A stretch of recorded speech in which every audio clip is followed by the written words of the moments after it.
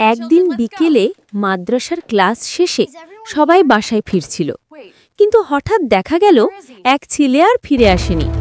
শিক্ষক ও ছাত্ররা খুঁজতে লাগলো, রাস্তা, মাঠ, নদীর ধারে কোথাও তার দেখা নেই।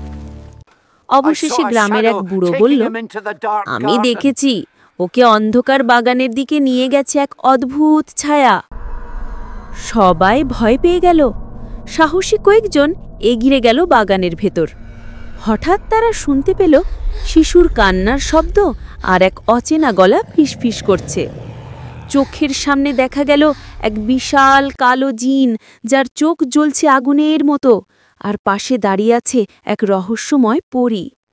জিন ছেলেটিকে ধরে রেখেছে, আর পরী তাকে রক্ষা করার চেষ্টা করছে। ঠিক তখনই গ্রামের হুজুর কুরআনের আয়াত পড়ে ফু দিলেন। মুহূর্তের মধ্যে বজ্রপাতের মতো আওয়াজ হলো, জিন চিৎকার করে মিলিয়ে গেল। ছেলেটি কাঁপতে কাঁপতে মুক্ত হল। সবাই বুঝল, ঈমান আর আল্লাহর কালাম ছাড়া অশরীরী কোনো শক্তি টিকতে পারে না।